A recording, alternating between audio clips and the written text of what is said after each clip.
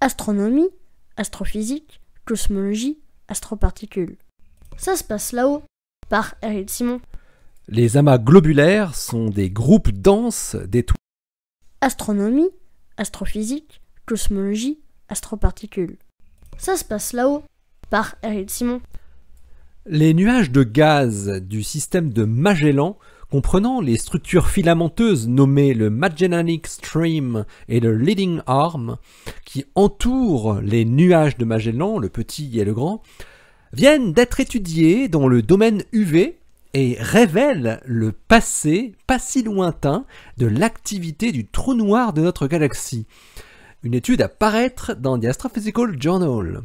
C'est bien sûr avec le télescope spatial Hubble et son spectrographe COSS, le Cosmic Origins Spectrograph, que Andrew Fox du Space Telescope Science Institute à Baltimore et ses collaborateurs ont exploré les propriétés cinématiques de l'ionisation, c'est-à-dire l'intensité et les caractéristiques de l'ionisation, du Magellanic Stream et du Leading Arm. Ils ont pour cela utilisé une population de 31 quasars lointains dont ils ont observé l'absorption de la lumière UV à travers le gaz.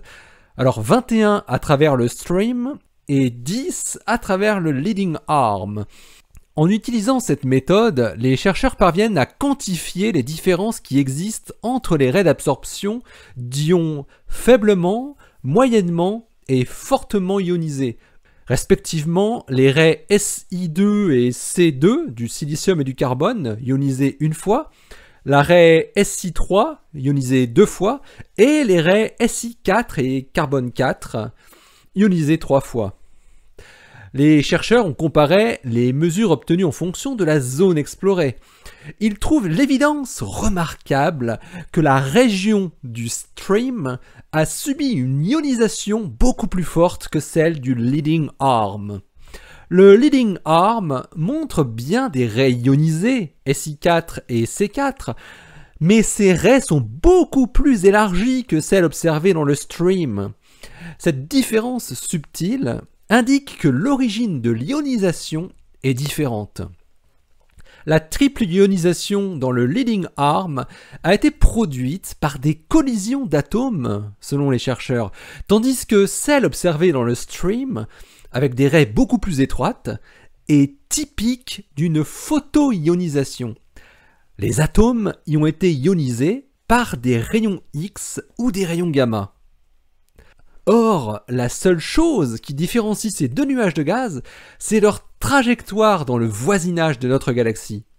Le nuage du stream est passé à l'aplomb du pôle sud du trou noir Sagittarius à étoiles il y a quelques millions d'années, mais pas le Leading Arm qui, lui, en revanche, se trouve un peu plus près du plan galactique et subit donc naturellement plus de collisions atomiques ou moléculaires. Il n'en fallait pas plus pour Fox et ses collaborateurs pour faire le lien avec un modèle d'éruption de l'activité du trou noir galactique proposé en 2013. Une bouffée de rayonnement ionisant aurait ainsi produit la photoionisation des atomes du nuage de gaz du stream lorsqu'il passait à l'aplomb de Sagittarius à étoiles.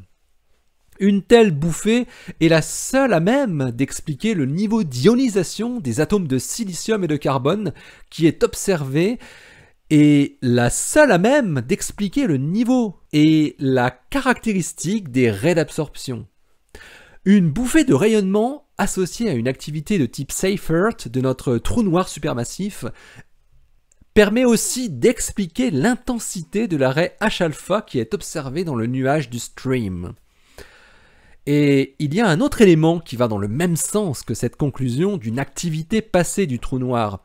C'est la plage temporelle dans laquelle cet événement aurait eu lieu, il y a quelques millions d'années. Elle correspond tout à fait avec la période de l'activité du trou noir qui a donné naissance à ce qu'on appelle les bulles de Fermi. Deux lobes de plasma s'étendant de part et d'autre du plan galactique et qui émettent toujours des rayons gamma aujourd'hui. Des structures très étendues qui ont été découvertes avec le télescope gamma Fermi en 2010. L'activité intense de Sagittarius à étoile, il y a environ 3 millions d'années, aurait produit des jets de particules et de rayonnement de part et d'autre du plan galactique, une activité qui montre encore des traces aujourd'hui. On estime qu'il aurait pu s'agir de l'accrétion et de l'absorption d'un nuage de gaz par le trou noir, ou bien de celle d'une étoile qui serait passée un peu trop près de Sagittarius à étoile. La Voie lactée des premiers hominidés devait être bien plus lumineuse que la nôtre. L'article de Andrew Fox et ses collaborateurs est à paraître dans The Astrophysical Journal. Il porte le titre « Kinematics of the Magellanic Stream and Implications for its Ionization ». Allez, d'ici la prochaine, portez-vous bien, restez bien les yeux vers le ciel et les pieds sur terre. Allez, salut!